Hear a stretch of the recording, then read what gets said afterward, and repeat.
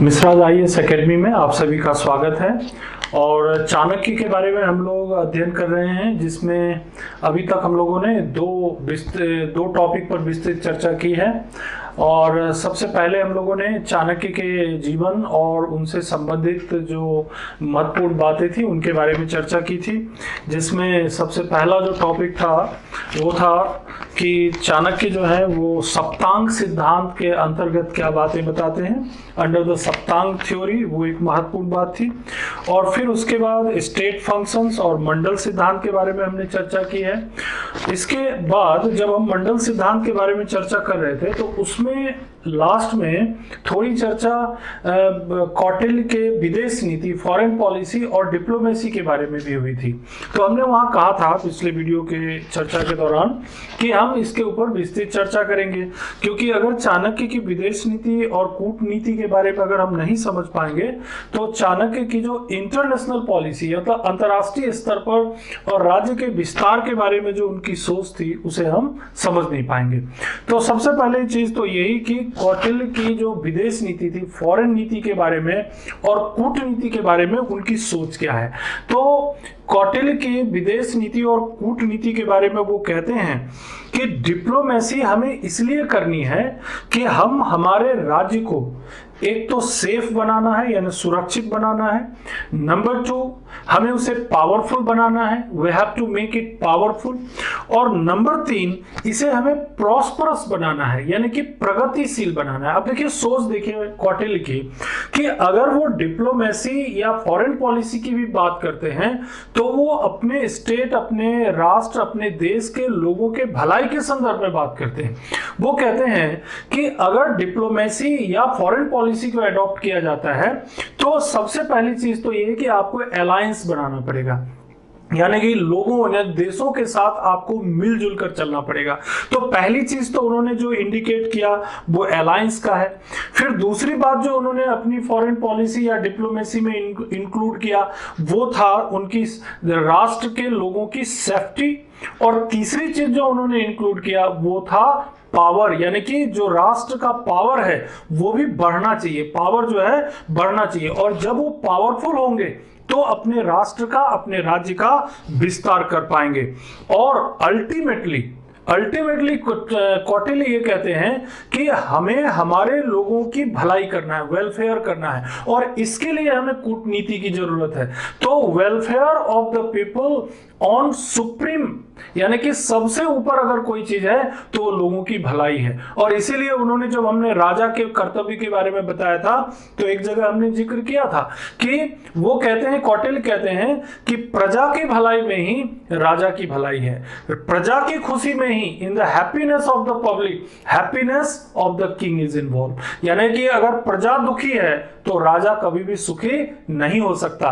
तो इसीलिए डिप्लोमेसी हो या फॉरेन पॉलिसी हो, इन सब बातों में कहीं ना कहीं चाणक्य इस बात को इन्वॉल्व करते हैं कि सबसे ऊपर है जनता की भलाई यानी कि प्रजा की भलाई। अब देखते हैं कि ये क्या बातें बताने, कैसे जनता की भलाई लाएंगे, कैसे, हाउ टू ब्रिंग। तो उन्होंने 6 मेथड बताए, 6 method of foreign policy in different situation of international relation, यानी कि अंतरराष्ट्रीय संबंधों को बनाते हुए, making international relation, there we have the 6 policies to be adopted. Number 1 जो पहली पॉलिसी उन्होंने अडॉप्ट करने की बात की उसका नाम रखा उन्होंने समाधि। समाधि का मतलब क्या हुआ कि देशों के साथ पीस ट्रीटाइज करो, जो आसपास के देश हैं उनके साथ संधि करो, समझौते करो, पीस ट्रीटाइज। क्यों समझौते करो? To promote welfare and development of the people. किस लिए, क्यों समझौता करना चाहते? क्योंकि अगर आप लगातार युद्ध करेंगे, लगातार आप संघर्ष करते रहेंगे तो लोगों का भला नहीं कर पाएंगे। तो ट्रीटाइज होना चाहिए, पॉलिसी होनी चाहिए कि आप अपने आसपास के देशों या जो हमारे आसपास के देश हैं, नेबर्स कंट्रीज हैं, उनके साथ आप पीस रिलेशन कायम करो, शांतिपूर्ण समझौता कायम करो।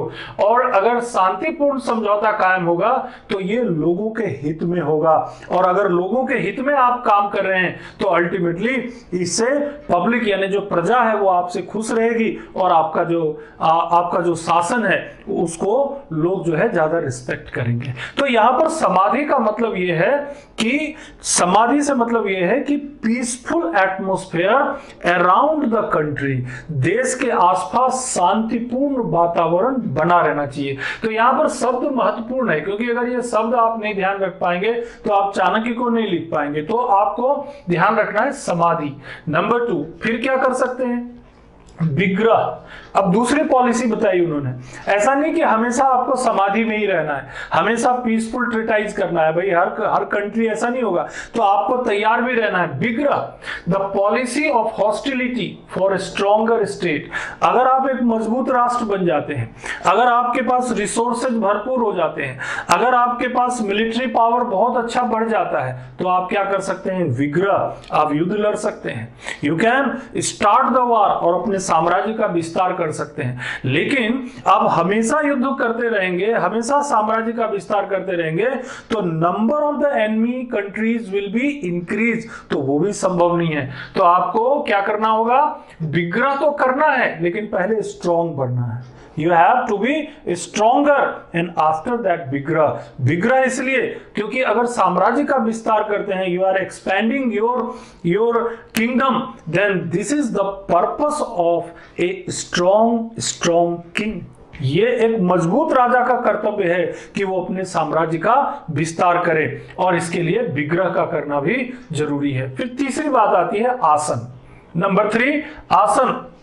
आसन का मतलब होता है, कभी कभी क्या होता है कि हमें न्यूट्रल रहना पड़ता है, ना युद्ध करेंगे ना ही संधि करेंगे, न्यूट्रल रहेंगे, तो क्या हुआ? आसन। लेकिन ये परिस्थिति कब होती है? जब आसपास के सभी राजा बराबर हो, आसपास के सभी राजा बराबर हो। जैसे आज की परिस्थिति मान लीजिए इंडिया है, भारत है, और उसके पड़ोसी राष्ट्र हैं, उसके आसपास के ऐसे देश जो भारत से मजबूत भी नहीं है और कमजोर भी नहीं है, ऑलमोस्ट इक्वल है। ऑलमोस्ट इक्वलिटी भी जो एक पॉलिसी हमको एडॉप्ट करनी पड़ेगी कि ऐसे देशों पे आप अगर हमला करेंगे तो बराबरी से वो भी हमला करेंगे, आपका नुकसान होगा। तो ऐसे देशों के साथ आपकी पॉलिसी क्या होनी चाहिए? आसन की होनी चाहिए। शांति से बैठे रहिए, अपने पावर को बढ़ाते रहिए, अपनी जो लोगों के हित में काम करते रहिए, क्योंकि जो आपका पड़ोसी है, आपके जो आसपास के देश हैं, वो भी उतना ही स्ट्रांग है जितना आप, उनके पास भी उतने ही रिसोर्सेज हैं जितना आपके पास, उनके पास भी उतने ही सैनिक हैं जितने आपके पास, उनके पास भी वैसे ही हथियार हैं जैसे आपके पास। तो आप लड़ाई में जीत नहीं पाएंगे। अगर आप विग्रह करने जाएंगे, you will make a big loss, आप बड़ा नुकसान उठाएंगे। तो चाणक्य कभी भी नुकसान उठाने की बात नहीं करते, वो स्ट्रेटजी की बात करते हैं, पॉलिसी की बात करते हैं, डिप्लोमेसी की बात करते हैं, और कम से कम नुकसान में ज्यादा से ज्यादा लाभ अर्जित करने की बात करते हैं। तो आसन Among the equal states, बराबरी के राजाओं में आसन की नीति अपनाई जा सकती है। फिर बात करते हैं यान। यान का मतलब क्या होता है कि युद्ध नहीं करना है, लेकिन युद्ध की तैयारी रखना है। You have not to go for war, but you have to prepare for the war. Bharat और पाकिस्तान के बीच रोज युद्ध नहीं होता, लेकिन युद्ध की तैयारी चलती रहती है। दोनों ही देश अपने अपने स्ट्रांगनेस को बढ़ाते रहते हैं। भारत और चाइना के बीच तनावपूर्ण स्थिति है, युद्ध की तैयारी चल रही है। इसका मतलब क्या हुआ? यान की स्थिति है। चाणक्य की भाषा में इसे ही यान कहते हैं। अगर किसी देश ने हमारे देश के ऊपर आंख उठा करके भी देखा तो हम उसे छोड़ेंगे नहीं। और इस तरह की परिस्थिति, ये ताकत जो है हमें बना के रखना पड़ती है, उसे यान कहते हैं। यानी कि लड़ाई नहीं करना है, बिना मतलब का युद्ध नहीं छेड़ना, क्योंकि युद्ध करेंगे बहुत नुकसान होता है, बहुत सारे नुकसान होते हैं। सैनिकों का नुकसान होता है, रिसोर्सेज का नुकसान होता है, डेवलपमेंट यानी प्रोग्रेस का नुकसान होता है, हमारी जो प्रजा है उसको बहुत नुकसान होता है।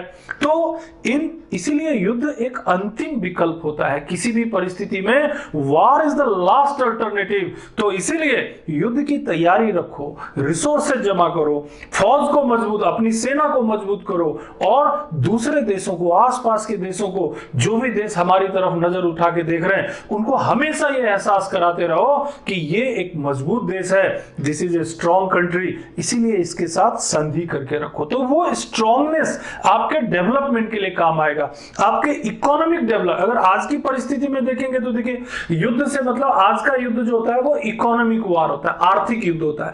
तो अगर देशों में, विभिन्न देशों में, चाहे वो यूरोपियन कंट्रीज हो, चाहे अफ्रीकन कंट्रीज हो या एशियन कंट्रीज हो, अगर उनको ये एहसास होता है कि India is a big economy, Bharat एक बड़ी आर्थिक ताकत है, इंडिया के पास बहुत सारे रिसोर्सेज हैं, they will also they will develop their hands, they will give their hands to get friendship with you। वो अपने हाथ आपकी तरफ दोस्ती के लिए बढ़ाएंगे। लेकिन ये चीज युद्ध से संभव नहीं होगा। ये युद्ध के लिए जो आपने अपनी तैयारी रखी है, अपनी मजबूती प्रदर्शित की है, उससे हो जाएगा। तो इस तरीके से ये हो जाता है postering for war, that is the यान। फिर एक आता है समाश्रय। कभी कभी परिस्थिति विपरीत भी होती है, and the situation is different. कोई युद्ध हो गया, कमजोर हो गए हम, या हमसे कोई ज्यादा ताकतवर देश बन गया। भाई हमारा दूसरे देशों पर तो नियंत्रण नहीं है, वो अपनी तैयारी किस तरह से कर रहे हैं हमें मालूम नहीं है, हम भी अपनी तैयारी कर रहे हैं, we are also making preparation. लेकिन अगर हम कमजोर हो गए, अगर हम कहीं ना कहीं हमें यह एहसास हो गया कि हम इस युद्ध में हार सकते हैं, तो इसके लिए भी तैयारी रखना पड़ेगा। The policy of seeking protection of a strong king. हमें एक मजबूत राज्य के संरक्षण की भी जरूरत है। तो ऐसे राज्य में ढूंढ के रखना है जहां जरूरत पड़ने पर आश्रय लिया जा सके, और इस तरह से इसे कहा जाता है समाश्रय। समाश्रय। तो देखिए ये 5 पॉलिसी हो गई, और एक छठवीं पॉलिसी होती है द्वैधी भाव। द्वैधी भाव का मतलब क्या होता है? कभी कभी कुछ राज्यों के साथ जिनसे आपको ज्यादा मतलब है, इकोनॉमिक आपका रिलेशन ज्यादा अच्छा है, उनके साथ आपको ज्यादा जॉब को लेकर के, यानी नौकरियों को लेकर के, कम्युनिकेशन को लेकर, ट्रांसपोर्टेशन को लेकर आपको ज्यादा रिलेशन रखना पड़ता है। दोस्ती करो, उनसे फ्रेंडशिप रखो। Seeking peace with one king, ऐसे राजा के साथ दोस्ती रखो जिससे आपको ज्यादा रिलेशन रखना पड़ता है, और उसकी शर्त पर, अब चूंकि आपने उससे दोस्ती कर ली और कहीं पर आपको लगता है कि इस क्षेत्र में मेरा विस्तार करना है, इस क्षेत्र में हमको आगे बढ़ना है, वहां दुश्मनी कर लो, चलेगा, है ना। तो एक राजा के साथ दोस्ती और दूसरे के साथ हॉस्टिलिटी, और अगर हॉस्टिलिटी हो भी गई तो आपका कोई ज्यादा नुकसान नहीं होगा, बल्कि जरूरत पड़ने पर आप युद्ध कर सकते हैं, और युद्ध में आपके जीतने की संभावना, आपकी विक्ट्री की संभावना बढ़ जाएगी। तो ये हो जाता है 6 पॉलिसी, दैट इज नंबर 1 समाधि, नंबर 2 विग्रह, नंबर 3 आसन, नंबर 4 यान, और नंबर 5 समाश्रय, और नंबर 6 द्वैधी भाव। तो इस तरह से आप ये चाणक्य की विदेश नीति के जो 6 अलग अलग स्टेप्स हैं, जो फॉरेन रिलेशन यानी कि विदेश संबंध विकसित करने से संबंधित हैं, राष्ट्र के हित से संबंधित हैं, इन्होंने अलग अलग परिस्थितियों में अलग अलग नीतियों को अपनाने का सुझाव दिया। हाँ, इसके अलावा एक और चीज बताई इन्होंने जो इन 6 में नहीं है, उसको कहते हैं पारसिंग्रह। पारसिंग्रह, PARSINGRAH, पारसिंग्रह। ये क्या होता है? ये कहलाता है the attack in the rear in diplomatic, economic और साइकोलॉजिकल स्फेयर। अब इसका विस्तृत अर्थ होता है, और आजकल बहुत ज्यादा होता है, बल्कि यही हो रहा है आजकल। क्या हो रहा है? कोई भी देश सीधे सीधे लड़ाई नहीं कर रहा है, पीठ पीछे लड़ाई कर रहा है, इकोनॉमिक नुकसान पहुंचाने की कोशिश करते हैं, आतंकवाद को बढ़ाने, टेररिज्म को बढ़ाने की कोशिश करते हैं, नक्सलवाद को बढ़ाने की कोशिश करते हैं। यानी कि जो देश हमें कमजोर करना चाहते हैं, या जिन देशों को हम कमजोर करना चाहते हैं, उनसे सीधे लड़ाई करने की जरूरत नहीं है। जरूरत पड़े तो आप इन तरीकों का, यानी पारसिंग्रह का उपयोग कर सकते हैं। कैसे करेंगे? मनोवैज्ञानिक तौर पर कमजोर कर देंगे उसको। मनोवैज्ञानिक तौर पर अंतरराष्ट्रीय स्तर पर, जैसे आज की बात करें तो अगर पाकिस्तान के खिलाफ हमें पारसिंग्रह करना है, तो यूएनओ में, यूनाइटेड नेशंस की बैठकों में हम मनोवैज्ञानिक तौर पर हम दबाव बनाएंगे कि भाई वो गलत है, या कोई भी अंतरराष्ट्रीय कोई कॉन्फ्रेंसेज होंगे वहां दबाव बनाएंगे। देखिए साइकोलॉजिकल वार हो गया। दूसरी तरफ उनकी जो इकोनॉमिक कंडीशन है, उनकी जो आर्थिक स्थिति है, उनको भी कमजोर करने की कोशिश करेंगे। अगर कोई ट्रेड रिलेशन जिन देशों के साथ है उनका, उन ट्रेड रिलेशन को खत्म करके हम अपना ट्रेड रिलेशन डेवलप करेंगे। कहने का मतलब ये हुआ कि चाणक्य ने उन नीतियों को, उन पॉलिसीज को आज से 2300 साल पहले बताया जो आजकल बहुत से देश अपनाते हैं। हमारा देश स्वयं ही देखिए टेररिज्म की घटनाओं से पीड़ित होता रहता है, क्योंकि बहुत सारे दूसरे देश, दुश्मन देश हमारे देश में जो है पारासिंह ग्रह करके, यानी कि पीछे से अटैक करके, धोखा देकर अटैक करके हमारे देश को कमजोर कर देते हैं। और देखिए आतंकवाद हो गया, नक्सलवाद हो गया, इन सब के कारण हमारा बहुत सारा पुलिस फोर्स, बहुत सारा लॉ एंड ऑर्डर, मिलिट्री, इन सब चीजों के रिसोर्सेज हमको लगाने पड़ते हैं। तो कहीं ना कहीं हमें डेवलपमेंट पर इसका असर पड़ता है। लेकिन अल्टीमेटली ये काम हम भी कर सकते हैं उन देशों को कमजोर करने के लिए जो हमारे साथ ऐसा करते हैं। तो चाणक्य ने अपनी फॉरेन पॉलिसी के अंतर्गत ये एक विस्तृत चर्चा की, और कुल मिलाकर के उनकी विदेश नीति के अगर ऑब्जेक्टिव्स को देखेंगे तो देखिए हमने जो शुरू में आपको बताया वही बात है, increase the power of the state. हम विदेश नीति इसलिए अपनाना चाहते हैं इस तरह की क्योंकि हम अपने राज्य, अपने साम्राज्य की ताकत को बढ़ाना चाहते हैं। हमारा मकसद है हमारे साम्राज्य की ताकत को बढ़ाना। King make dynamic relation between power and progress, यानी कि हम शक्तिशाली भी बने और प्रोग्रेस भी बने। ये नहीं कि हमारे पास हथियार तो बहुत है, मिलिट्री भी बहुत है, लेकिन प्रोग्रेस नहीं है, लोग गरीब हैं, ऐसा नहीं। People should also be prosperous, लोग खुश होने चाहिए, सुखी होने चाहिए, स्वस्थ होने चाहिए, और साथ में देश का पावर भी होना चाहिए। तो राजा का यह कर्तव्य है कि एक डायनामिक रिलेशन बना के रखे जिसमें पावर और प्रोग्रेस दोनों मौजूद हो। पावर एंड प्रोग्रेस दोनों मौजूद है, आज भी जरूरत है। आज भी हम यही चाहते हैं हमारी सरकारों से कि भाई आप पावर दिखाओ, आप पाकिस्तान के साथ पावर दिखाओ, आप चाइना के साथ पावर दिखाओ, आप अमेरिका के साथ पावर दिखाओ, लेकिन इस शर्त पर नहीं कि हमारे लोग गरीब बने रहें, हमारे लोगों को खाना नहीं मिले, हमारे देश के भीतर महंगाई जो है वो बहुत बनी रहे, इस शर्त पर नहीं। लोगों का भला भी हो, इस तरह की विदेश नीति, इस तरह की फॉरेन पॉलिसी या डिप्लोमेसी होनी चाहिए। और चाणक्य यही बात कह रहे हैं, peace with enemy to gain time to enhance own power. वो कहते हैं कभी कभी दुश्मन के साथ शांति भी करनी पड़ती है, पीस भी रखना पड़ता है, लेकिन पीस चालाकी से। कैसे? तो अपने पावर को बढ़ाने के लिए। अगर आपने कोई संधि भी की है, ट्रीटी भी किया है किसी दुश्मन देश के साथ, तो उसका मकसद क्या होना चाहिए? अपने पावर को बढ़ाना, अपने रिसोर्सेज को बढ़ाना, कि अगर बाद में कभी वार हुआ, कभी युद्ध हुआ, तो आप उस बढ़े हुए पावर के साथ युद्ध करेंगे। और इतिहास में कई राजाओं ने ऐसा किया भी है। आपको पता होगा, अगर आप एंशिएंट हिस्ट्री या मीडिएवल हिस्ट्री पढ़ते हैं, एक बार वो बाहर हो गया, कोई राजा दूर चला गया, और फिर उसके बाद ताकत के साथ उसने नजर रखी कि जो राजा पावर में है वो कब कमजोर पड़ता है, कब उसकी स्थिति खराब होती है, उसी समय हमला किया और फिर से वो शासक बन गया। तो ये पॉलिसी में आता है कि राजा जो है वो अब जब एनिमी जब मजबूत हो, जब दुश्मन मजबूत हो तो शांत रहो, और जब दुश्मन कमजोर हो तो अपनी बढ़ी हुई ताकत के साथ हमला करो। इसके अलावा फ्रेंडली और the neutral neighbour is essential for growth and stability. वो कहते हैं कि आसपास आपका जो देश है, आपका जो किंगडम है, उसके आसपास कुछ ऐसे कंट्रीज होने चाहिए जो फ्रेंडली हो, दोस्ती भरे हों। ये नहीं कि चारों तरफ दुश्मन इकट्ठा कर रखे हों। फ्रेंडली एंड न्यूट्रल नेबर, कुछ नेबर ऐसे भी होने चाहिए न्यूट्रल है, उनको मतलब ही नहीं है कि हम किसी पे हमला कर रहे हैं या नहीं कर रहे हैं या किसके साथ हमारा क्या चला, वो न्यूट्रल है। और जब हमको जरूरत पड़ रही है उससे फ्रेंडशिप रिलेशन, दोस्ती के संबंध भी विकसित कर रहे हैं। तो इससे हमारा ये होता है कि ग्रोथ भी होती है और स्टेबिलिटी बनी रहती है। तो फ्रेंडली और neutral neighbour is essential for growth and stability.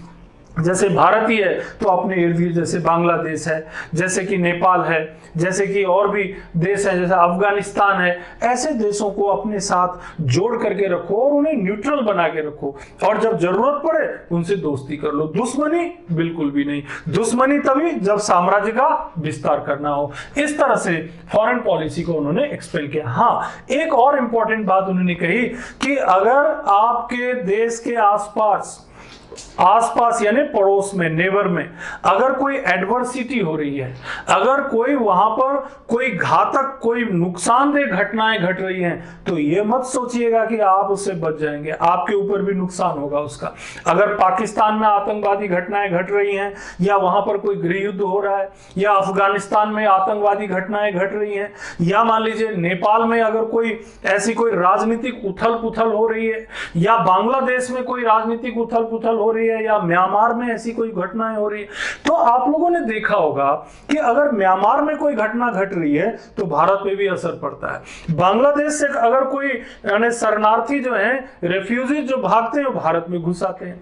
अगर नेपाल में कोई पॉलिटिकल उलटफेर होता है तो उसका असर भारत पे भी होता है। चाणक्य ने बहुत पहले ही कह दिया कि एडवर्सिटी अगर नेबर में हो रहा है तो नजर रखना है, और उस एडवर्सिटी से निकलने में ऐसे पड़ोसी देशों को मदद करना है। क्यों? क्योंकि वो जो एडवर्सिटी वहां हो रही है उसका नुकसान हमें भी, यानी कि हमारे देश को भी उठाना पड़ सकता है। तो बहुत ही सूझबूझ वाली बातें चाणक्य ने यहां पर की है फॉरेन पॉलिसी में, और आज भी इन पॉलिसीज को एडॉप्ट करके ही हम बेहतर जो है काम कर पा रहे हैं। इसके अलावा देखिए, इन्होंने कहा कि ये जो आप फॉरेन पॉलिसी एडॉप्ट करोगे तो इसके लिए आपको डिप्लोमेसी की जरूरत पड़ेगी, कूटनीति आपको आना चाहिए, क्योंकि आप किसी देश से दोस्ती रखोगे, किसी से दुश्मनी रखोगे, किसी को न्यूट्रल बनाओगे, तो कैसे होगा ये सब तभी होगा जब साम समझाने आएगा, आपको परसुएड करिए। दाम, अगर जरूरत पड़े तो उन्हें धन देकर संतुष्ट कीजिए, उनको पैसा खर्च कीजिए, उनकी आर्थिक मदद कीजिए। गिव हिम इकोनॉमिक हेल्प, करते हैं, आज भी करते हैं। साम, दाम, दंड, अगर मान लीजिए कोई ऐसा देश है, पड़ोसी देश, जो हमसे जो है बहुत ज्यादा हमसे लड़ाई करने को उतावला है, तो पनिश कीजिए, वार कीजिए, जरूरत नहीं है ज्यादा दोस्ती दिखाने की। और अगर मान लीजिए कोई देश है, उनमें भेद डालने से, अगर उनको डिफर करने से, उन्हें अलग करने से आप मजबूत होते हैं, तो वो भी आप कर सकते हैं। फूट डालकर भी आप खुद को मजबूत कर सकते हैं, दूसरे देश को कमजोर कर सकते हैं। कहने का मतलब यह है कि विदेश नीति की सफलता इन 4 मेजर्स पर निर्भर करती है: साम, दाम, दंड और भेद। यानी कि कोई देश अपने जो फ्रेंडली कंट्रीज हैं, या जो एनिमी कंट्रीज हैं, या जो नेबर कंट्रीज हैं, उनको कैसे समझाते बुझाते हैं, कैसे उनको मदद देकर, आर्थिक मदद देकर, इकोनॉमिक हेल्प देकर उन्हें अपने फेवर में कर लेते हैं। जो हमारे साथ हॉस्टिलिटी, हमारे साथ दुश्मनी रखते हैं, उनको पनिश कैसे करते हैं। और अगर कोई देश इस स्थिति में है कि उसे तोड़ा जा सकता है, दे कैन बी ब्रेकन, जैसे पाकिस्तान और बांग्लादेश एक बड़ा उदाहरण है हमारे लिए। हमने जरूरत पड़ी तो भेद उत्पन्न किया और उन्हें कमजोर किया, जिससे कि हमारा दुश्मन कमजोर हो जाए। तो दुश्मन को कमजोर करना खुद को मजबूत करने जैसा है। दुश्मन को अगर हमारे ऊपर कोई नुकसान पहुंचाने की कोशिश करता है, उसे बल का प्रयोग करके नीचा कर देना, यह हमारी जरूरत है। और अगर जरूरत पड़ी तो वार करके हम अपने देश का हिस्सा बना लेना, यह हमारी आवश्यकता है। और अगर जरूरत पड़े तो समझा बुझा करके या धन देकर, आर्थिक मदद करके उन्हें अपने फेवर में रखना चाहिए। बहुत से देश ये करते हैं ना, अमेरिका करता है ये काम, बहुत सारे देशों को बहुत सारा आर्थिक मदद देकर उसे अपने फेवर में रखता है। रूस भी ये काम करता है और भारत भी करता है। भारत भी कई देशों को पैसा, जो विकासशील देश है, डेवलपिंग कंट्रीज है, अफ्रीका के हैं, एशिया के हैं, उन्हें थोड़ा मदद दे करके, कभी एग्रीकल्चरल हेल्प, कभी मॉनेटरी हेल्प दे करके, या कभी हेल्थ रिलेटेड हेल्प दे करके, मदद करके जो है उन्हें अपने फेवर में रखने की कोशिश करते हैं। तो ये सब कुल मिलाकर के फॉरेन पॉलिसी की सफलता इस बात पर निर्भर करती है कि आप इन चारों चीजों का उपयोग किन परिस्थितियों में और कैसे करते हैं। यह डिपेंड करता है राजा के विवेक के ऊपर, उसके सोच, यानी उसका जो मेंटल कैपेसिटी है, थिंकिंग कैपेसिटी है, उसके जो मंत्री हैं उनके विवेक के ऊपर निर्भर करता है कि किस ढंग से साम, दाम, दंड, भेद का उपयोग करके, और कब समाधि करना है, कब विग्रह करना है, कब आसन करना है, कब यान रखना है, कब समाश्रय रखना है, कब द्वैधी भाव की स्थिति रखना है, और जरूरत पड़ने पर पारसिंह ग्रह की स्थिति बना के रखना है। ये सब इन सब चीजों से रिलेटेड रहता है। अब इसी में एक और महत्वपूर्ण बात चाणक्य ने कहा कि किसी भी राष्ट्र की सफलता, किसी भी राज्य की सफलता उसके स्पाइस पर भी निर्भर करती है। स्पाई मतलब हुआ गुप्तचर व्यवस्था। गुप्तचर व्यवस्था बहुत मजबूत होनी चाहिए, क्योंकि राजा को अगर पता नहीं होगा कहाँ क्या चल रहा है, हमारे बारे में लोग क्या सोच रहे हैं, तो वो कोई भी पॉलिसी, कोई भी स्टेप सही नहीं उठा सकते। तो स्पाइस जो है, देखिए इन्होंने ये 5 तरह के स्पाइस के बारे में बताया।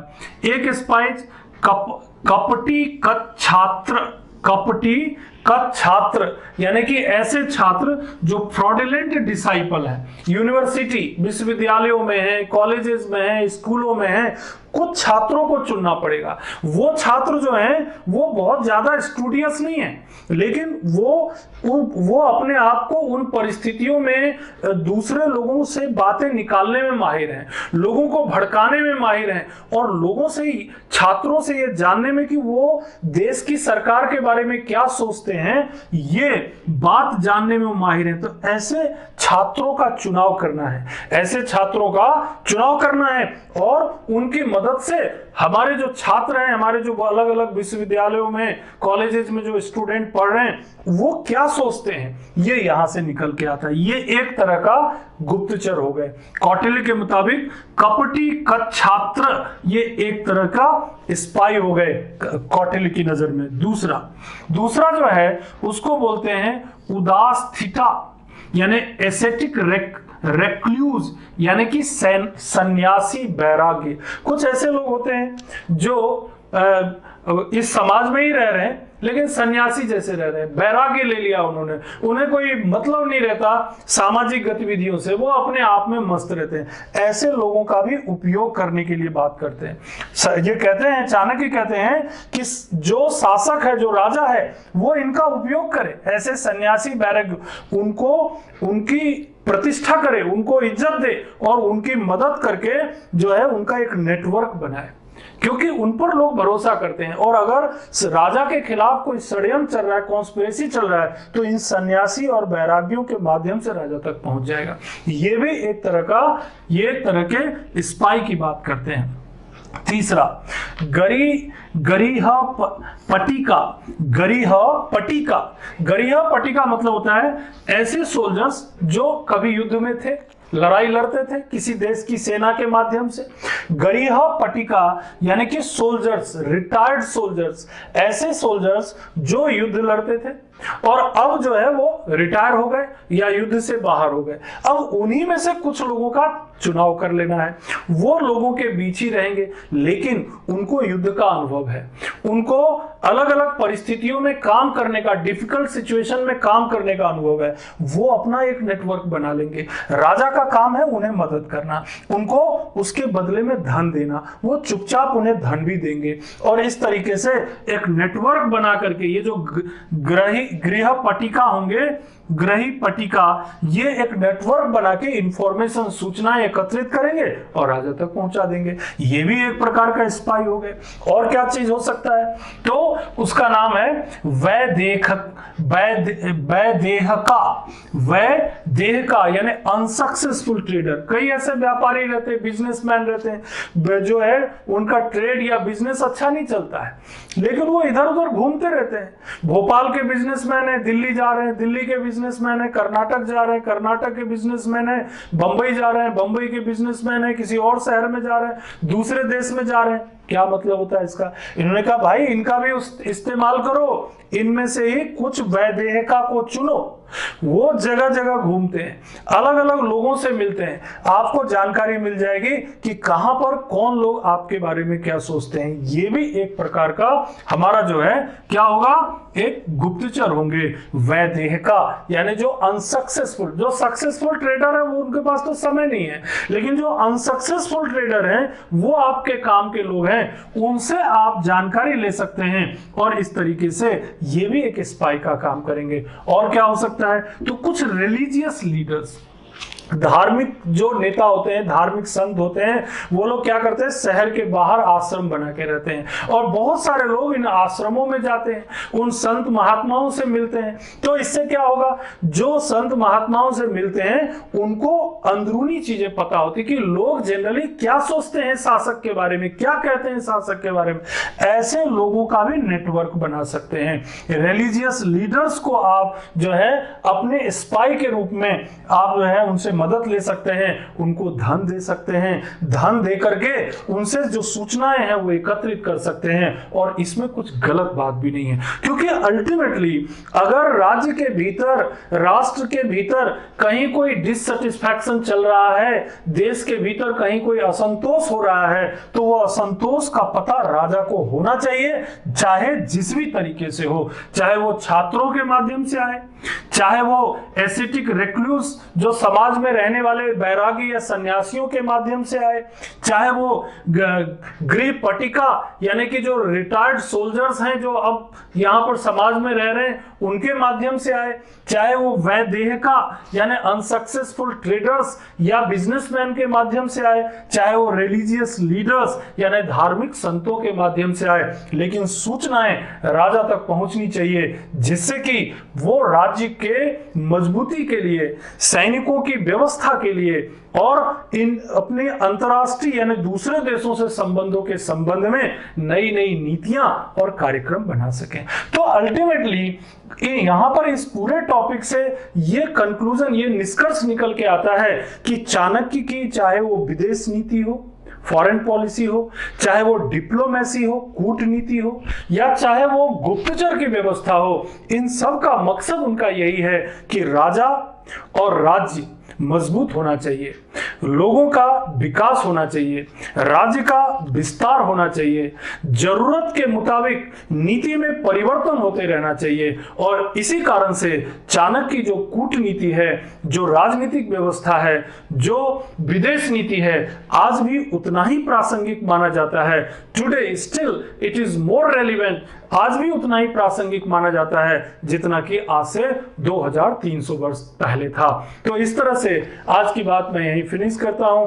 आप लोगों ने हमारी इस बात को सुना, इसके लिए धन्यवाद। लेकिन हम आपसे यही रिक्वेस्ट करेंगे कि आप हमारे चैनल को सब्सक्राइब कीजिए और हमारे साथ जुड़िए, और साथ ही साथ अगर संभव हो तो आप इसे शेयर भी कीजिए और लाइक और कमेंट भी कीजिए। हमसे जितना भी बन पड़ेगा हम आपके सामने बेहतरीन वीडियोस लाने की कोशिश करते रहेंगे।